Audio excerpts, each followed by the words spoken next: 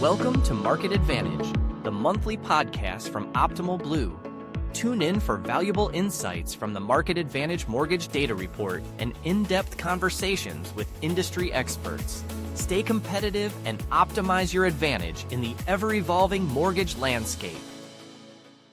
Hello and welcome to the Market Advantage podcast. Brennan and I are really excited about this month's episode because we actually have one of our own from Optimal Blue joining us as our guest. We have Mike Vough, head of corporate strategy. He's a fellow fan of mortgage data and market analysis and also a fellow Big Ten alum. Mike, welcome. Thanks for having me. I'm a Penn State alumnus. I'm so excited about how the Nittany Lions finished out last year in the college football playoff. Really excited for this year, or this upcoming year. And honestly, I'm just so excited to be on the podcast. I've been patiently waiting for somebody to invite me on an Optimal Blue podcast.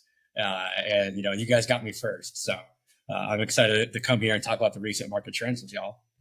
Yeah, Mike, I've been asking Olivia if we could bring you on for some time, and she's pushed me off. But I think a couple of the publications you've gotten done recently finally got her over the edge.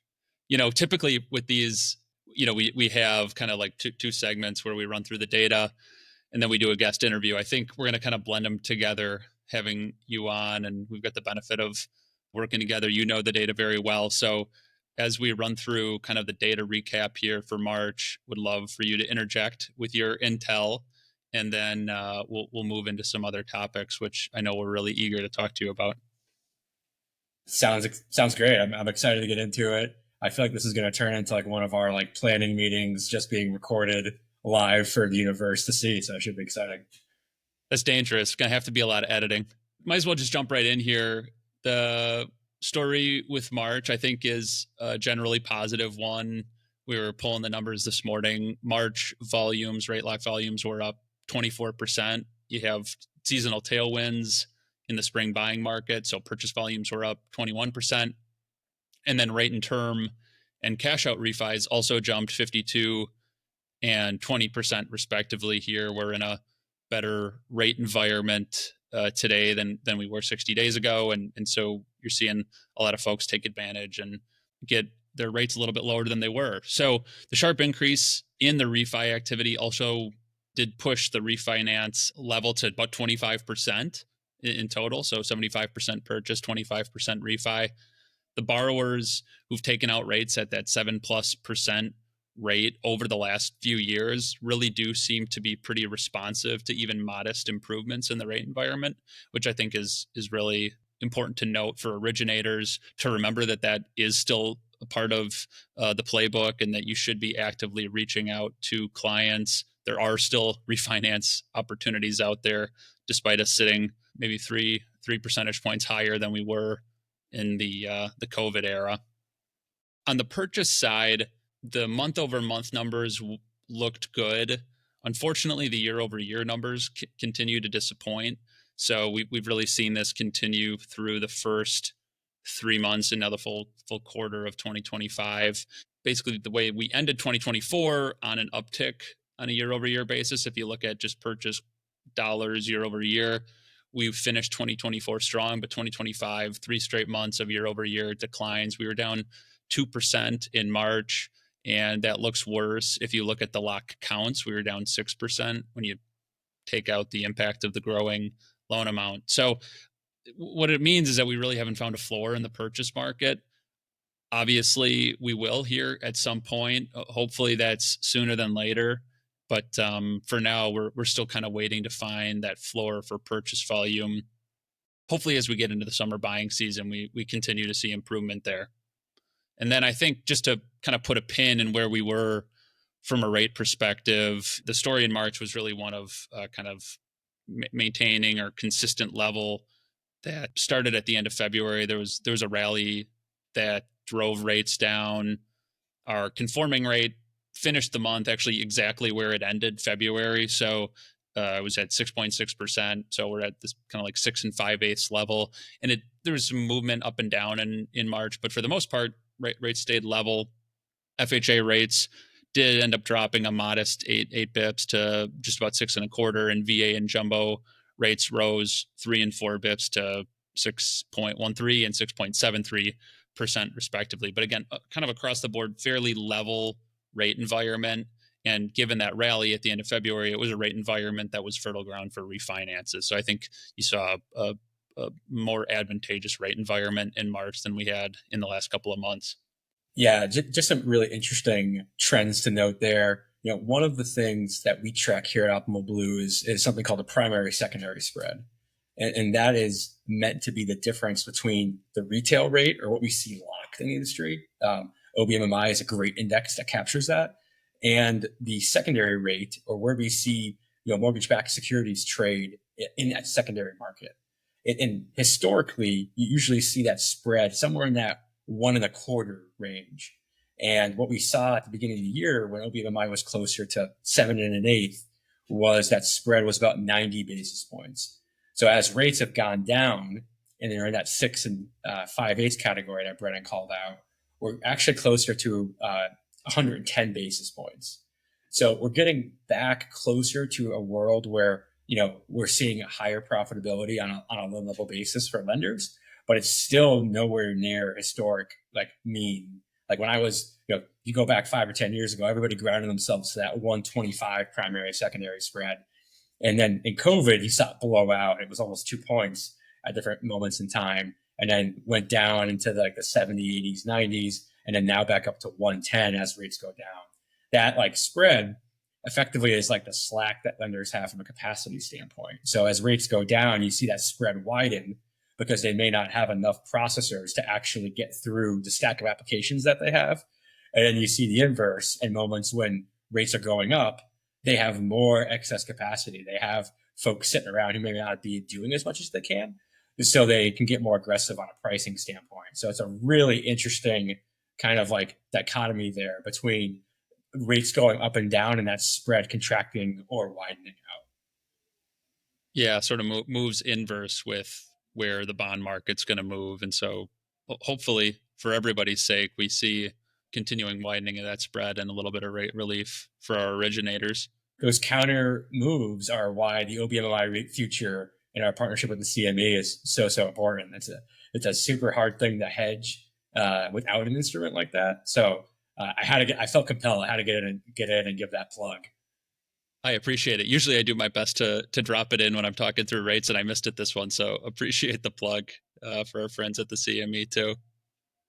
I got a few more odds and ends here, and would love to get your perspective on some of this here, Mike, as well. I know you're physically located in DC, but I know you have maintained a really strong relationship with the agencies and folks who are closer to this and maybe prognosticating on where they think things are going to go here from an administrative perspective with the agencies and what role they will play going forward. One of the interesting dynamics we've seen, this wasn't new in March, although it sort of continued on the same trend, was a decrease in the share of production that was GSE eligible. So the conforming volumes dropped again. They're down to 51% of all of the volumes that we're seeing through the platform.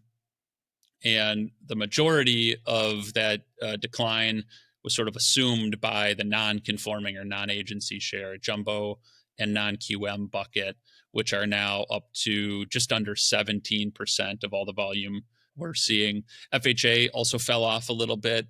I think it peaked in kind of the low 20s in terms of percentage towards the end of last year, and now we're down below 20% for FHA share. So just kind of an interesting shift here. I think there's a lot of talk about what is this administration going to do with the agencies and how is that going to impact production. So would love to get your perspective on that, Mike. And one other point that I just add in here as an interesting note is we did see average loan amount tick up quite a bit in March. Not unsurprising given this time of year, kind of the spring buying season. You see folks jumping in. I think you also see higher refinance activity, probably, as I mentioned, some of that non-conforming lending. That's a lot of times jumbo loans. So you see more jumbo loans in the mix here. Not surprising that it would push up the average loan amount here. So we saw that jump from about 380K to just above 390,000. Really kind of crazy that we're talking about average loan amounts being almost $400,000. I know you were looking at some of the data. Where were we in the beginning of 2024? At 350. Yeah. It's actually it's quite interesting. A while back when I was trading more on the desk, you would see folks like the agencies or broker dealers pay up or pay more in relationship to a quote unquote normal mortgage for loans under 200K. And the idea being, hey, that loan amount is smaller than on average, and the closing cost would outweigh any potential refi savings because you're paying 10, 15K of closing costs. And to actually recoup that on a less than 200K loan amount, it has to be a material move in rates. Well, now we're starting to see that for loans that are less than or equal to $300,000. And so you're seeing folks looking for that prepay protection in larger loan amounts. And then you could counter that with what you mentioned about what we're seeing in the share of non-agency loans growing. There are metro areas in this country that have seen material like house price appreciation over the last 5 years. The Washington, D.C. metro area that I call home has not been scathed by that at all. You're seeing these changes happen. Now, if some of the scuttlebutt out there about the GSEs comes to fruition, and even if they just stop raising the conforming limit, I know Mr. Pulte came out and said that he's not lowering it, but if they just don't raise it, and you see home prices appreciate more across the country, you'll see a larger percentage of those loans that maybe would have been conforming or high balance move to the jumbo category. And that's one of the things that folks in the capital market space are super dialed into right now, because there's not a deep liquid market for these non-agency products out there.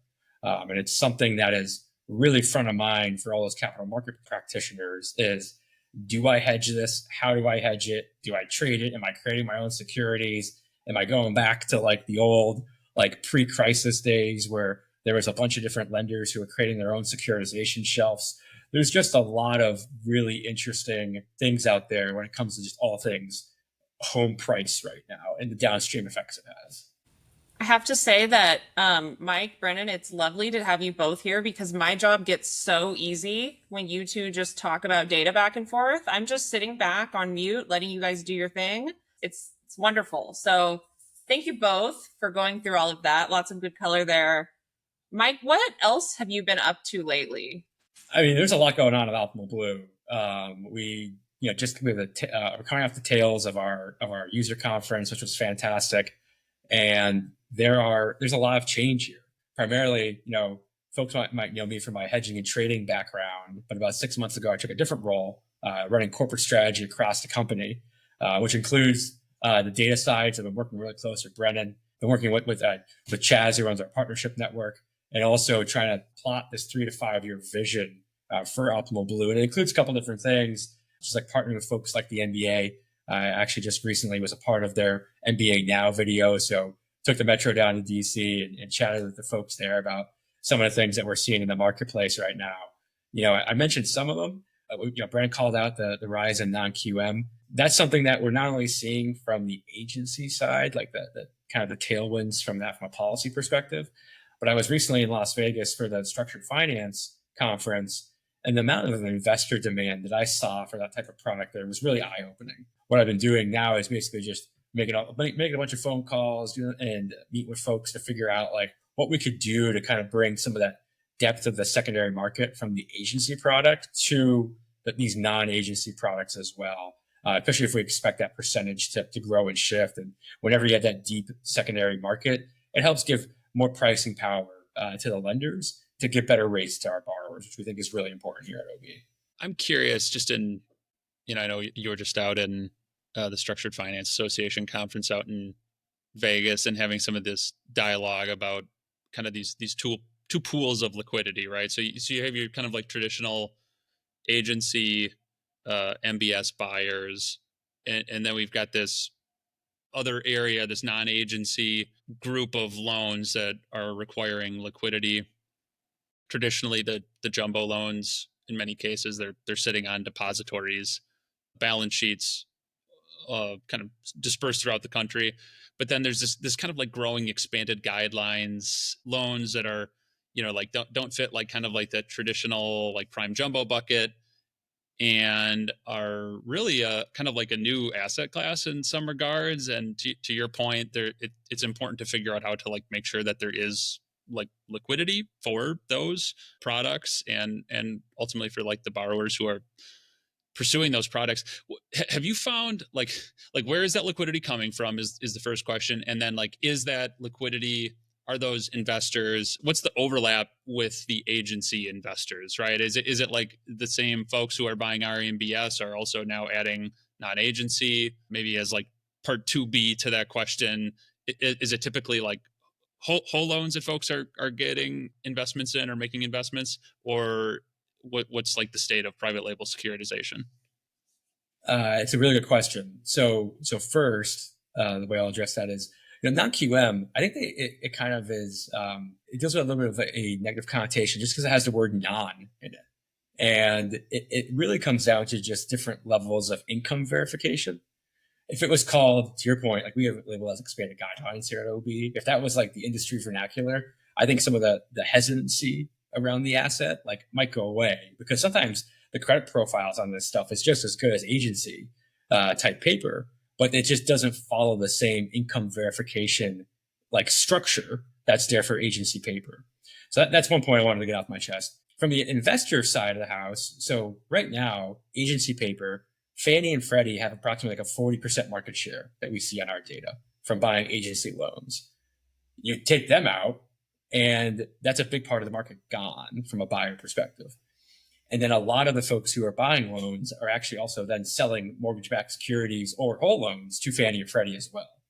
So if you're an aggregator, you're most certainly looking at selling things to the cash window after you've already acquired it from maybe a correspondent or a TPO. So they're a big part of the market, and they're not participating in this non-agency space. And I'll say this with I'll be very funny here yet. Like that might change. Like if they are released from conservatorship, but right now they're not buying those types of loans.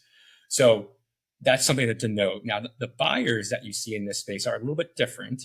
There are the traditional aggregators. There's also different aggregators who focus primarily in the non-QM space. I would think about people like a Deep Haven or an A&D or folks like that, maybe an Angel Oak, who are aggregating, right? So they're buying whole loans from individual lenders today, potentially bulking them and then selling them to, maybe insurance funds or REITs or hedge funds in, larger size, 50 to 100 million.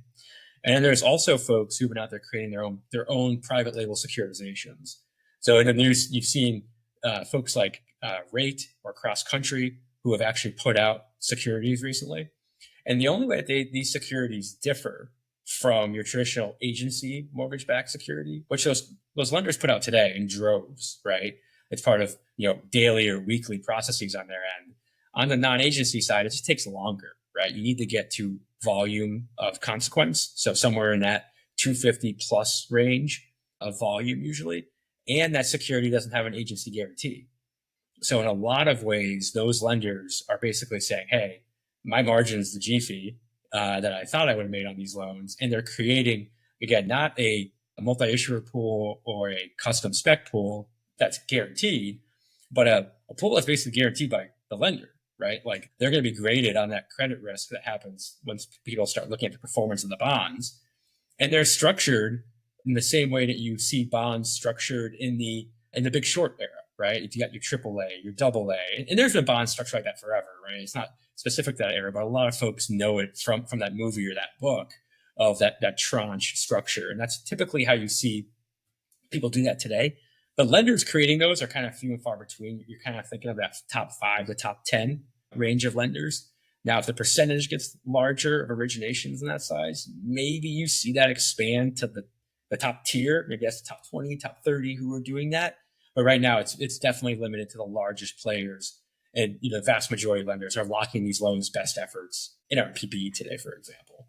Yeah, that's good context. And I'm sure, as you pointed out, there will be changing dynamics that the agencies aren't participating yet. It's non-agency for now, right?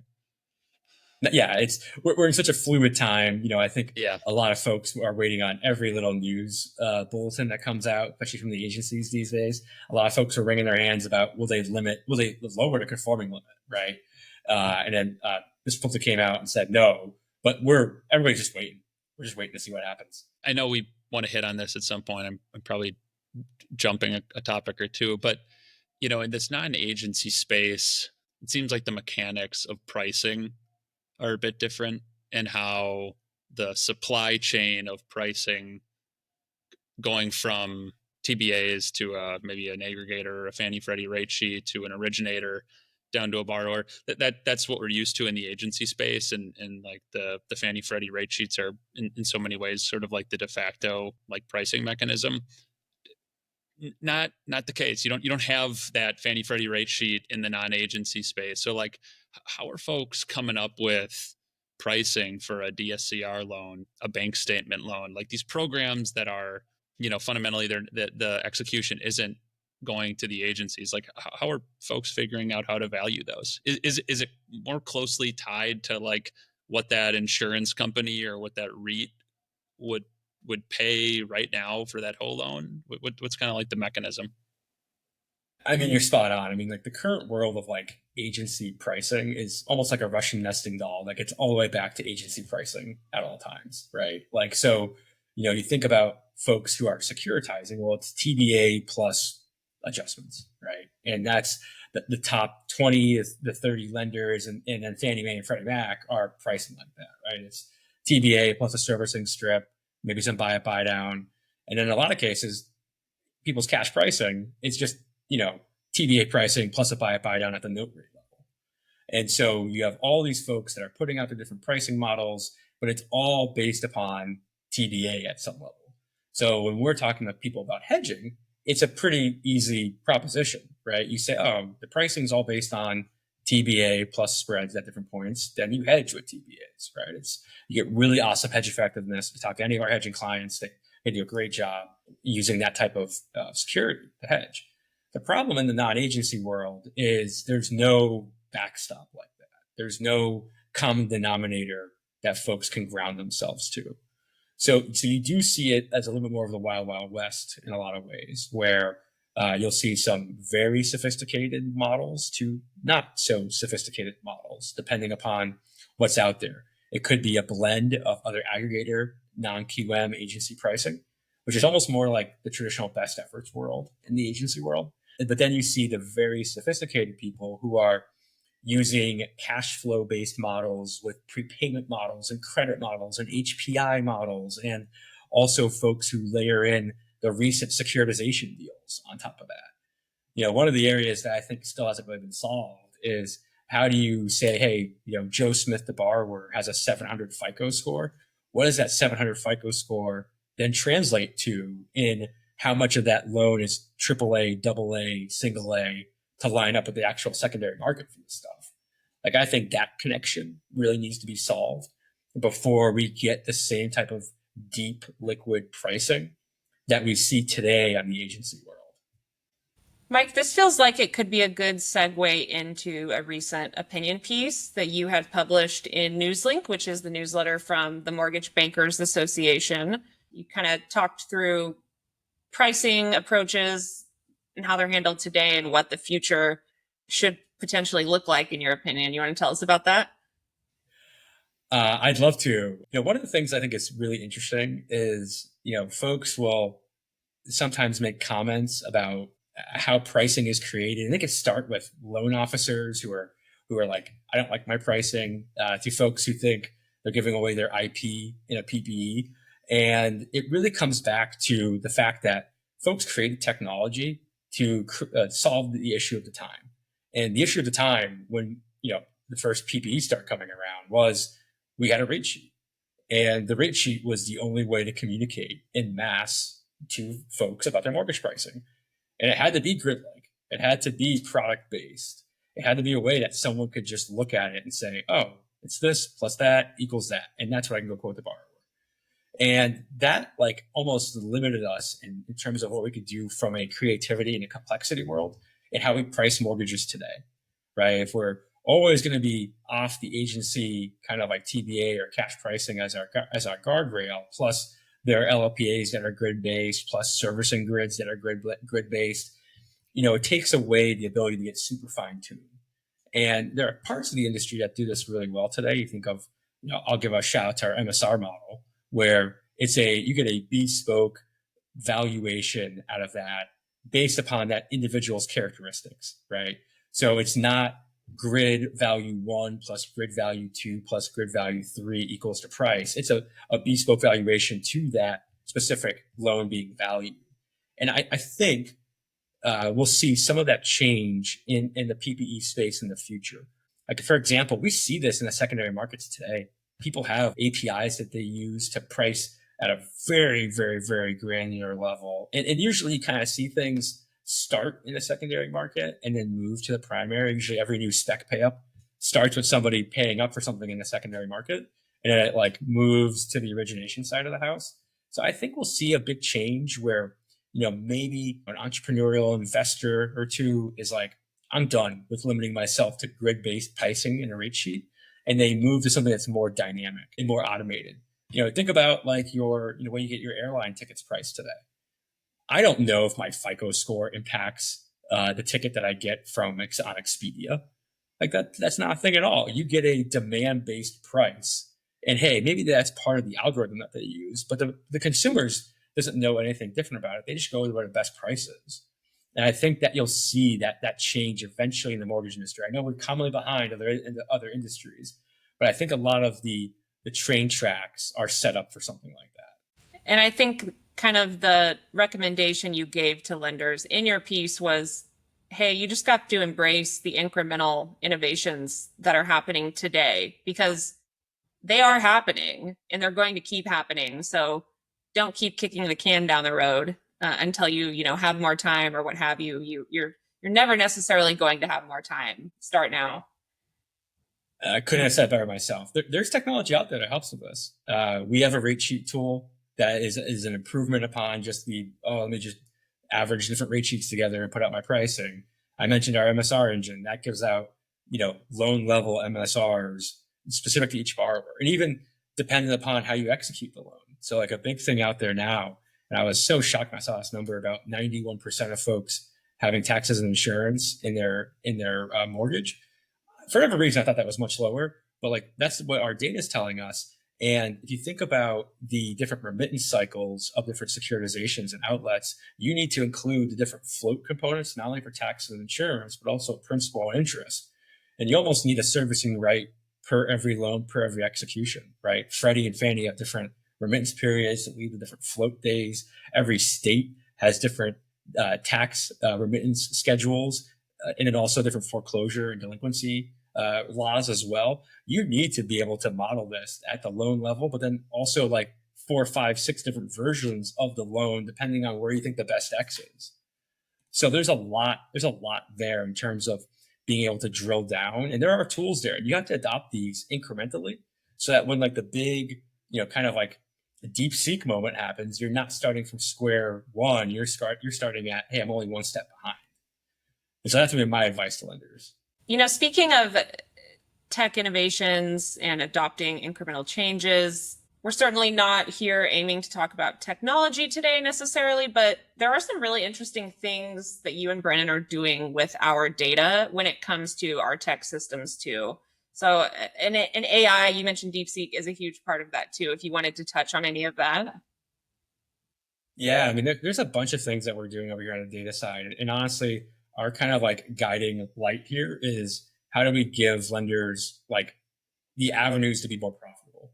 So whether that is, more time in their day to make decisions, to sit back and be strategic, or it's, actually giving them tools that increase profitability. It's such a huge focus of ours over here. And, kind of the biggest thing that we've released recently is Ask OB.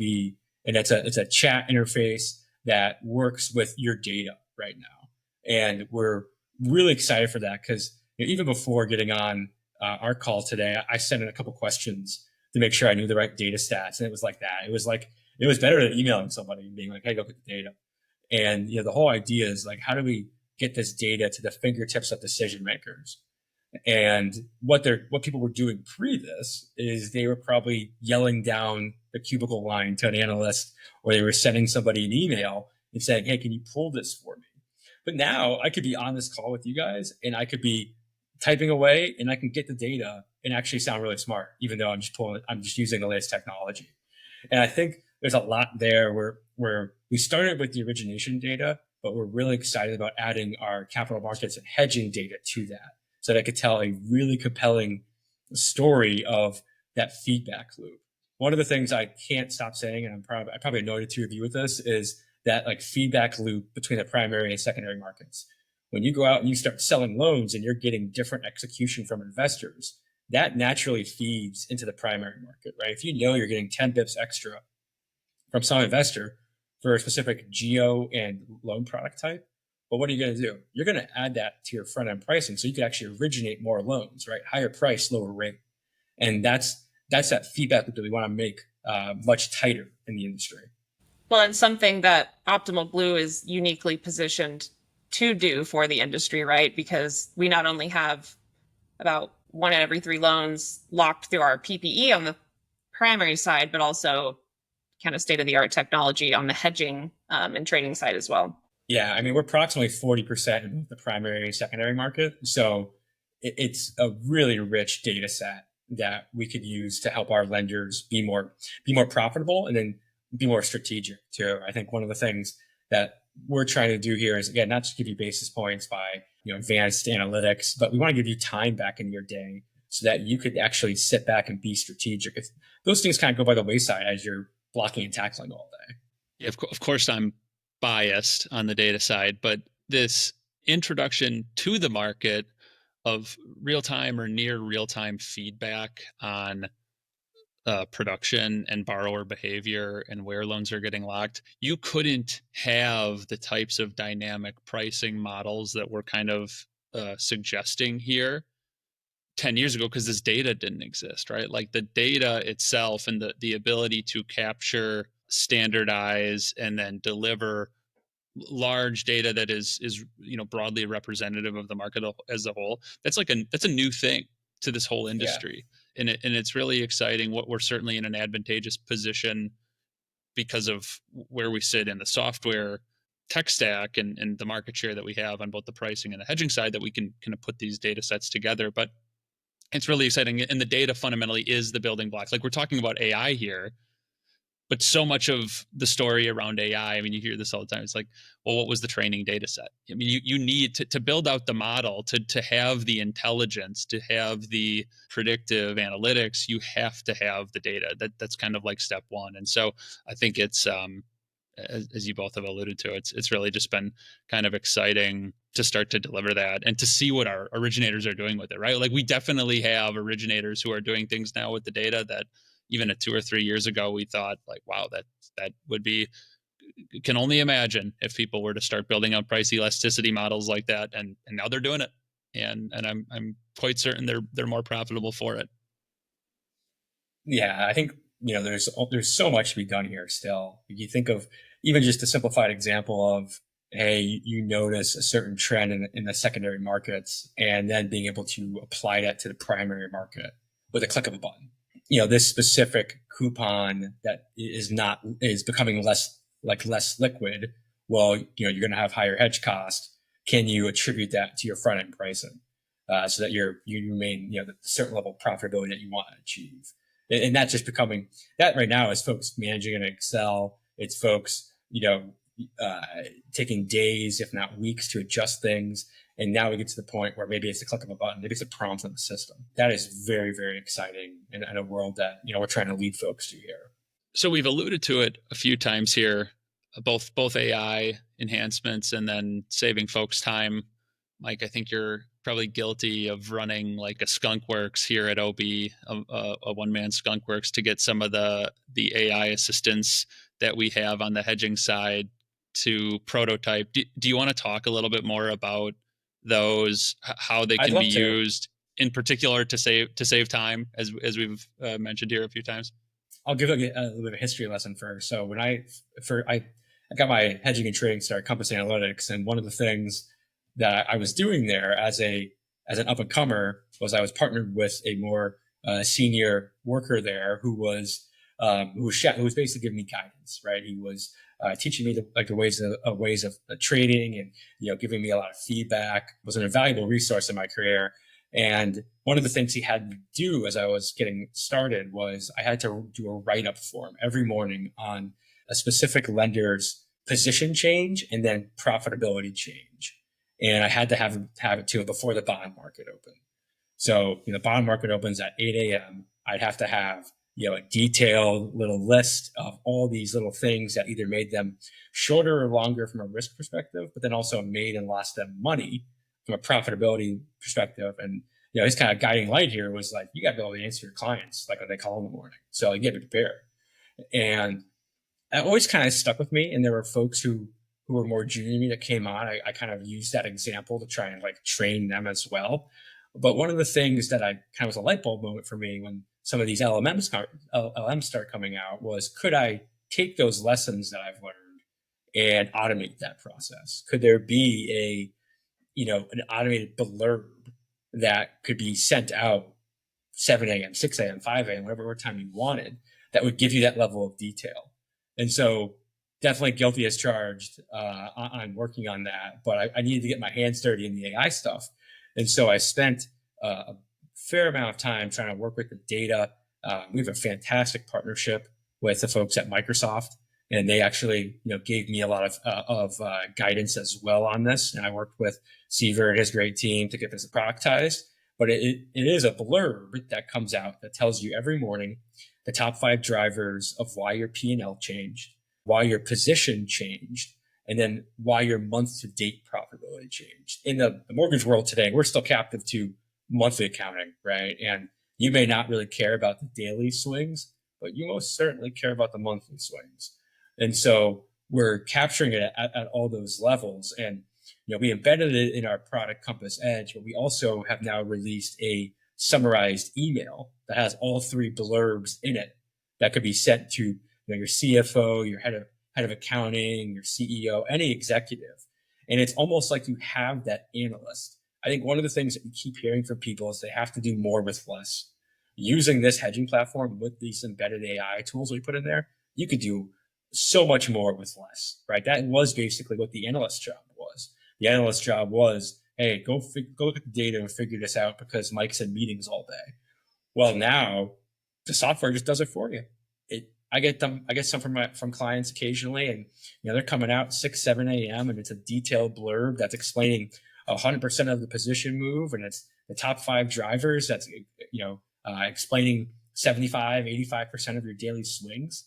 These management folks, they don't need a complete tie out. They need to know the big things changing, because what that allows them to do is spend more time on strategy, right? If you hear that overnight some investors changing their pricing, that's one of the common things we see. Hey, investor XYZ move their pricing a little bit different than the TBA market.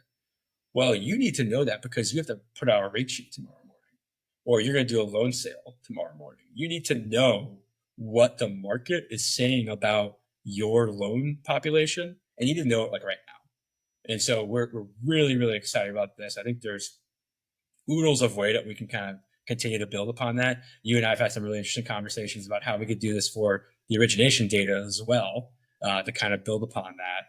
I think that's definitely the next step that we'll see here, but just really, really, really excited about helping our clients do more with less, because that's the industry we're in right now. I mentioned those profitability stats earlier. People are still going to be doing more with less for a little bit of time here. And I really think we hit the nail with a hammer here on this one. That feels like the perfect segue into what we call our bonus question, Mike. We ask every guest this at the end. So Mike has already plugged our mission a few times here at Optimal Blue, which I will point out I did not ask him to do, which is a great testament to the fact that we really do live by our mission here. So we aim to help lenders maximize profitability on every loan transaction. So with that in mind, Mike, the bonus question: what is one thing that, in your opinion, a lender should be doing in today's market to maximize their profitability? Yeah, I have a couple. Can I do like a list? I have a couple things I'd like to throw out there. We will make an exception for you since you are one of our own. Yes. One, use the OBMMI mortgage rate feature. You can't have an MSR portfolio. You can't hedge long-term locks without There's no other hedge out there like this. In our relationship with the CME, you can cross margin different securities, and you know exactly the data that's going into this index. And it's not using APR. It's not using any of these other things that you see out there. It's using actual lock data, which is an indication of actual, prepayment potential, in my opinion. So that's got to be number one. Number two, you need to create your own proprietary rate sheet. You cannot be at the beck and call of a single investor if you're using your pricing. You need to have a blend of all of your potential outlets in your front end pricing. So that would be number two. Number three, and I'll cap it at three, so I don't get yanked off stage, is you need to move away from grid-based pricing in your servicing valuations. The servicing valuation is such a huge part of the profitability of lenders, and you need to be more dynamic than just X plus Y equals Z. It needs to be a cash flow based model that also accounts for the different things that we see out there, such as, different delinquency percentages that change over time. I hammered the float point earlier, but in a high rate environment, that float differential could easily be 5 to 10 basis points in either direction. So that would be my top three things that lenders should do today to be comfortable. That's excellent. Thanks, Mike. And for our listeners, Mike shares a lot of content. So Mike, if it's okay with you, we'll include a link to your LinkedIn page in our show notes, and folks can reach out to you if they want to hear more about anything that you shared today. Thank you so much, everybody. And thank you, Mike, for joining us. You can catch us again next month in our next episode of Market Advantage. Take care. Thanks, everybody.